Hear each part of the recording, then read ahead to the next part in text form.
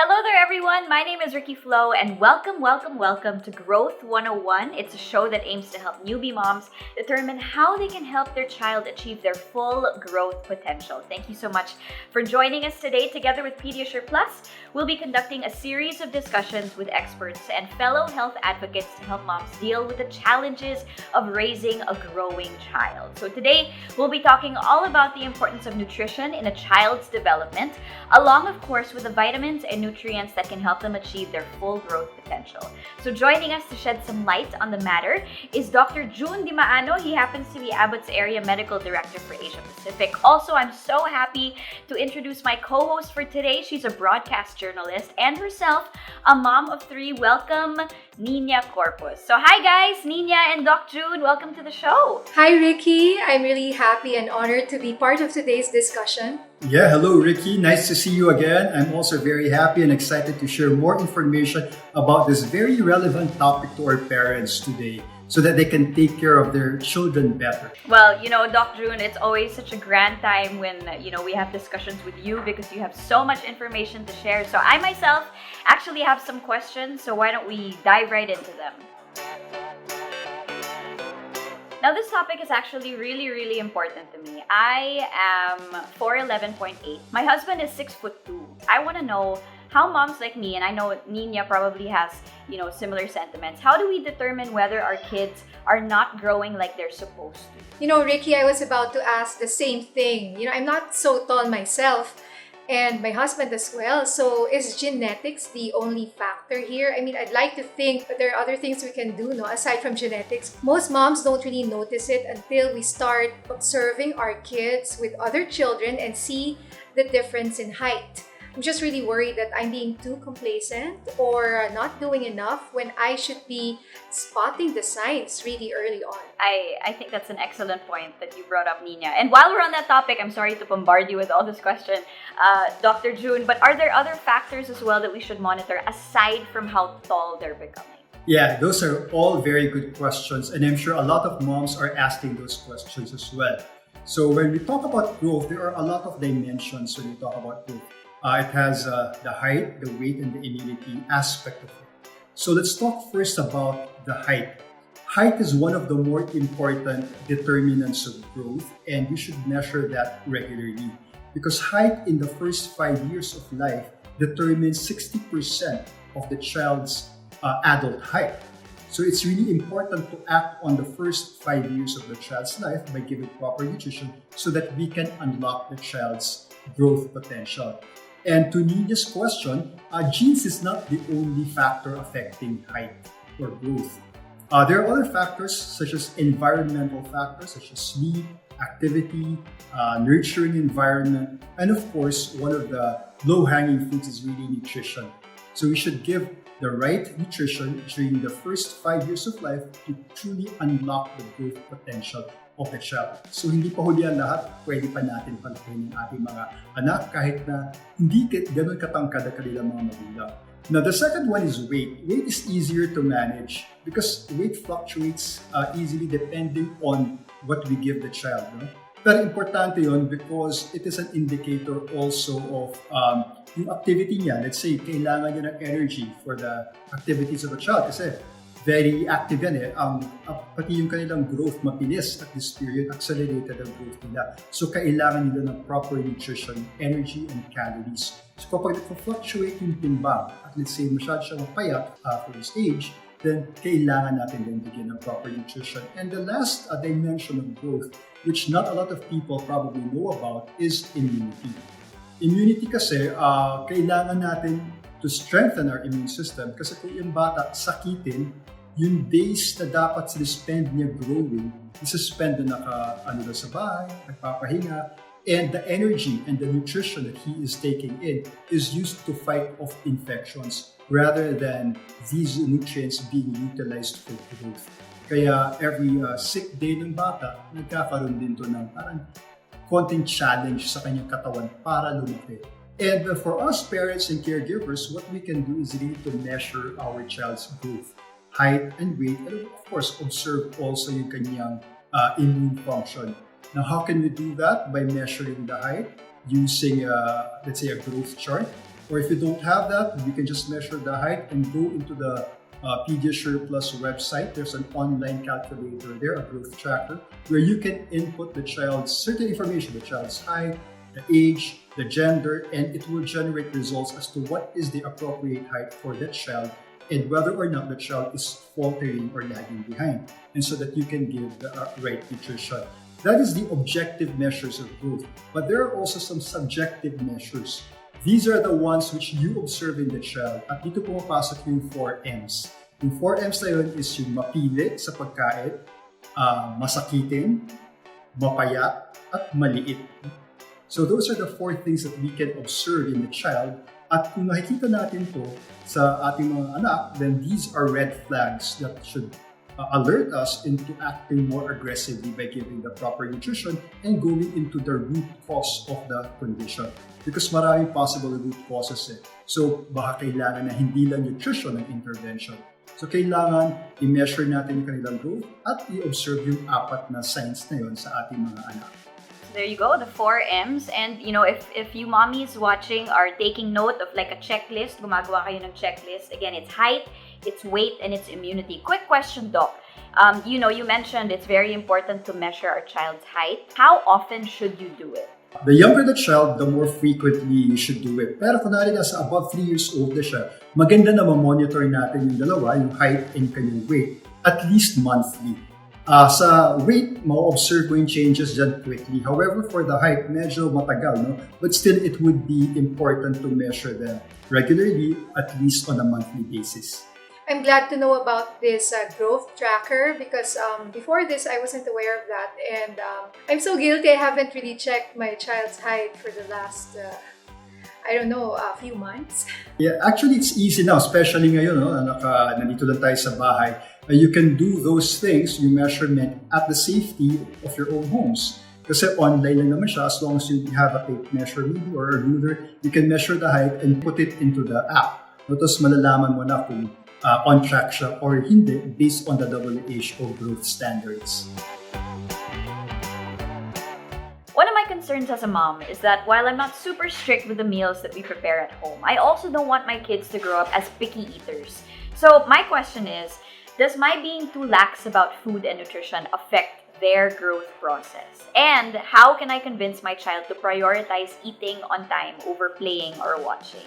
You know what, Riki, I can really relate to that, no? Kasi it's so hard to say no to your kids, especially daw walang masyadong ginagawa. But at the same time, you know that saying no sometimes is also for their own good. It's just a matter of, I guess, being firm and kind at the same time. So I guess my question to Doc Jun is, what kind of meal should we be preparing to make sure that their growth and development aren't compromised? So first, very simple tips lang muna in general for the health of the child. The first one is we have to ensure that they are free from illnesses. So dapat i-avoid na magkasakit sila. How do we do that? By strengthening their immune system. The other one is a happy, loving, and nurturing environment. Kasi kung yung bata masaya, relaxed, and the parents or the caregivers, the family, are all nurturing the child, then these are all important factors that will really enhance and unlock the growth potential of the child. Not only his growth, but his overall development. And the last one is access to adequate nutrition. So I would say this is a low-hanging fruit because this is easier to do compared to maybe the other factors, right?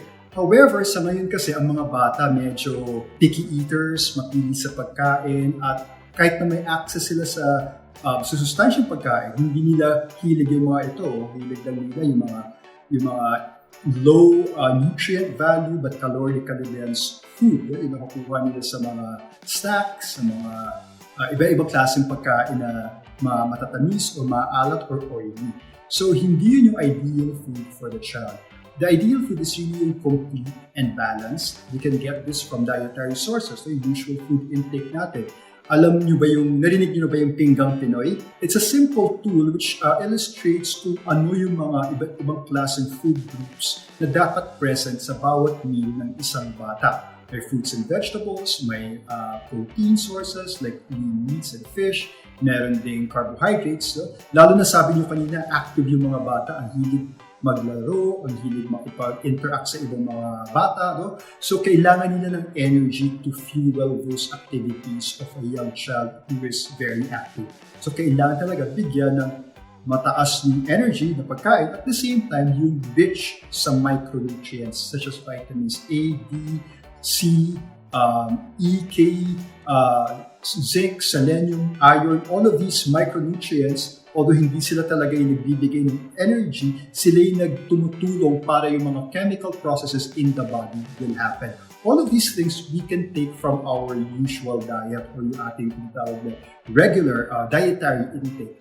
However, may mga bata rin na at risk. Yung sinabi ko kanina, masakitin, mapayat, maliit, at mapilit sa pagkain. So yung mga batang at risk at nakikita natin na medyo nagpo-falter sa kanilang growth parameters, height and weight, at laging sakitin, then kailangan siguro ng tulong ng tinatawag natin ONS or oral nutritional supplements which are calorically dense, may complete and balanced distribution of macronutrients. Pag sinabi natin macronutrients, ito yung proteins, fats, and carbohydrates. At kailangan din may micronutrients to strengthen the immune system and also to support the different chemical process taking place in the body to maintain health.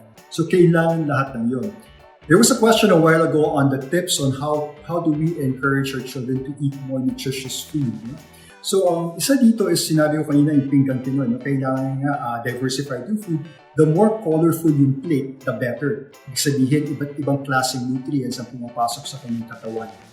The second tip that I can give is yung tinatawag na modeling or showing by example.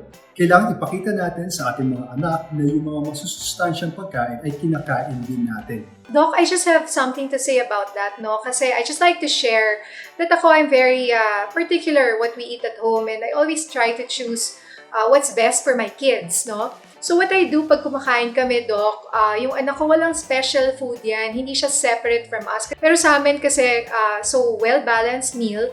Pero kainin mo kung ano yung nandyan. Wala kang special food. So kung hindi mo kakainin yan, sorry. Tama din yun. So kailangan disiplina, no? Para sa bata. At kailangan maintindihan niya kung bakit niya dapat kainin yun. However, in that kind of parang strict or disciplinarian environment, kailangan din makita yung care at hindi maging traumatic yung experience para sa bata. Kasi kung pipilitin natin siya, magkakaroon naman siya ng isang type of feeding difficulty, which is yung fear of feeding. Baka every time na lang nakakain kayo, magiging negative experience for him or for her. So make sure to balance or to temper the discipline with loving and caring, advice na kailangan mo to para tumangkad ka, lumaki ka, at maging okay yung growth and development mo. So pero tama rin yun, no? Kasi kunwari wala masyadong access sa pagkain na hindi masustansya, wala siyang choice kasi wala sa harap niya, diba? Mabait naman ako, Doc. Hindi naman ako ganun ka-strict. I do it with a smile. Pero actually, Doc, that's right, it's hard to balance it. I also eat, minsan yung masasarap din, yung may lasa. Hindi naman na puro steamed, whatever, di ba? But I try to give them choices so that they will enjoy eating. Actually, if you look at my kids, they love to eat They enjoy eating. So it's not a chore for them. It's something that I want them also to look forward to. And it's also a time to be with the family. Bonding moment together. Take advantage of that. It's an opportunity for you to bond and also to maximize the fact na mahilig sila kumain at nag-e-enjoy sila kumain. So dito pumapasok yung food chaining, no? Let's say mahilig nga sila kumain at nag-e-enjoy sila pero kinakain nila paulit-ulit. Puro keso, puro french fries, puro certain types of food na may pumapasok na sustansya pero pare-pareho. Kailangan kasi diversified yung diet. So dito pumapasok yung food chaining. Kunwari mahilig siya sa chicken, pwede muna gawin mo puro fried chicken muna for 1 week or try yung walang sauce or walang soup na chicken. Tapos later on, ilalagay mo na siya sa may konting sarsa, may konting sauce. Then later on, lalagay mo na mga mas maraming vegetables at may kasama ng soup. So those are different ways na pwede mo ibigay sa bata in a fun and enjoyable way yung masusustansyang pagkain na otherwise hindi niya kakainin as it is. That's an excellent tip that I also picked up from one of these Growth 101 seminars, Doc Jun, diba, from you. Niña, I've talked to Doc Jun's associates also, some medical professionals who also specialize in exactly this, diba, in trying to feed your child nutritious food. And one of it is actually what you have been doing. Now, you don't have special food. If you don't eat this, you don't get anything else. So it's either that or you wait until you're hungry for the next meal. And that's bumawi ka. Because now you know how it is to be hungry. And this is what we have. So what we have is your food. That's a good concept. Great. Kasi pag nagutom na yung bata, kasi ayaw niya talaga kainin yung mga offer niyo sa kanya, then mapipilitin na siya kumain pag nagutom na siya at the end of the day. Then siya nahihingi nun. Pero meron tayong tinatawag na pang-salvage. So just in case talaga hindi siya kumain. So dito rin pumapasok yung oral nutritional supplements. I think naman walang bata na mag-refuse sa gatas, diba? So kung talaga hindi kumain, you can give an ONS towards the end of the day para to make sure that he or she still gets complete and balanced nutrition. So we all know more or less the essential nutrients that both kids and adults need to stay healthy. So we need proteins, we need fats, we need carbs, vitamin A, D, and of course we need zinc. But are there specific ones, Doc Jun, that can truly help kids with their growth? Yes, there are two nutrients. They're not really new, but there's a new slant to these nutrients that not a lot of us knew before. So these two nutrients are arginine and the other one is vitamin K2. Now, arginine is an amino acid. As an amino acid, it is one of the subunits of protein, so one of the components of protein. And arginine is important to stimulate the growth hormones in the body, and these growth hormones in turn will stimulate the long bones of our body to grow. So arginine is important as an amino acid, part of protein, to stimulate the release of growth hormones. The second one is natural vitamin K2. And this vitamin K2 is a fat-soluble vitamin. It means that it can be found in fatty food. This one acts by activating osteocalcine. Osteocalcine is a type of protein, the function of which is to transport calcium, which is absorbed through the GI tract, to the bones where they are needed. Calcium is needed. So vitamin K2 is important for the mineralization of the bone to make the bones stronger. Okay, Doc Jun, thank you for pointing out these two key nutrients. As you said, even if they're not new, they're not very common to us ordinary parents, no, Doc? Kasi usually, diba, the ones that Riki mentioned, mga vitamin C, mga zinc, but arginine and vitamin K2. It's great to know that they really have a connection in terms of our kids' growth. But, Doc, as much as we want to be really thorough with our food choices, we are often limited by budget, location, and even this quarantine. No? So my question is, where can we get these nutrients from the ingredients, let's say, the next time I go grocery shopping? As we mentioned earlier, kailangan diversify yung food sources ng bata. These can be taken from fruits and vegetables, meats, legumes, grains, beans, etc. However, to be more specific about the sources of these two nutrients, let me just cite a few examples. So for arginine, since it's a protein, it's an amino acid, which is a component of a protein, kailangan high in protein yung pagkain na bibigay natin sa bata. One is mung beans, humble munggo na marami naman siyang laman na nutrients.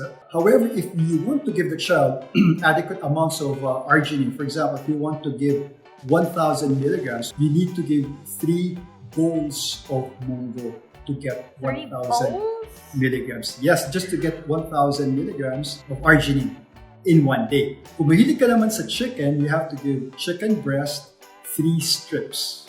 3 strips of chicken breast to achieve that 1,000 milligrams of arginine. But if you want eggs, pwede naman din eggs, pero 3 pieces of eggs, or 3 eggs a day. If you want just regular milk, then you can take about 4 glasses of regular milk in one day. So yun yung mga common sources of arginine. However, you have to take huge amounts from different food sources just to get the 1,000 milligrams that the child's body needs, on top of the regular intake, of course. The second one is vitamin K2. So vitamin K2 is a fat-soluble vitamin. So makikita siya sa mga pagkain na may fats. Example of this is yogurt. No? Yung yogurt naman, kailangan mo ng whole milk yogurt. And guess how much you need? You need 4 cups of whole milk yogurt in a day to get 8 micrograms naman. Kasi yun yung binibigay ng ONS of 2 servings per day, which has been, shown to actually help the body supplement its dietary intake of natural vitamin K2. Now, if you want something else, let's say you want fish, you have to choose salmon, but you need 16 salmon fillets in order to get 8 micrograms of natural vitamin K2. 16, yes, you're right. Now, if you still love seafood, mahilig ka sa shrimps, you have to eat 200 pieces of shrimps a day to get 8 micrograms of natural vitamin K2. And kung mahilig naman yung bata sa burgers, then 6 burger patties without the bread, without the bun, 6 burger patties in order to get 8 micrograms of natural vitamin K2. Now, kung milk naman, regular milk lang, he or she may take 5 glasses of regular milk to get 8 micrograms of vitamin K2. So makikita mo dito na kung gaano karaming pagkain ang dapat i-take ng bata in order to get 8 micrograms of vitamin K2 and 1,000 milligrams of arginine. But this amounts can be taken in conveniently and efficiently through 2 servings of an ONS or an oral nutritional supplement. So can you imagine how much they have to consume just to get that amount of all these nutrients? It's impossible, Riki. We have to be realistic as parents. I mean, 3 bowls of munggo when you can't even feed your child. Dalawang subo ng munggo, Kids, diba? we're having 16 salmon fillets for dinner. Get ready. 16 each. 16 each. But oh my gosh, we're learning so much from you, Doc Jun, and thank you so much for your inputs. I think, I don't know about Niña, but I think the term ONS, oral nutritional supplements, I think I all learned that from you. So I think, if my son grows up to be taller than his dad, then I think I have you to thank for that. But again, thank you so much, Doc Jun. And of course, Niña, for joining me today for this very informative session. I hope that all of you mommies learned as much as we did today. Thank you so much, Riki. Thank you, Doc Jun. It's always great to talk to experts like you. We really need to be equipped with the right information, no? Especially when it comes to our kids. You're welcome, and thank you for having me. Thank you, Doc Jun! And hey to all the mommies and daddies who are watching, if you have any questions, please do leave them in the comment section and we will do our best to answer them right away. You can also visit our website. It's www.pediasure.com.ph to get more information on what your little ones need to achieve their full growth potential. So once again, my name is Riki Flo. Thank you so much for watching another episode of Growth 101 presented by PediaSure Plus. We'll see you again next time.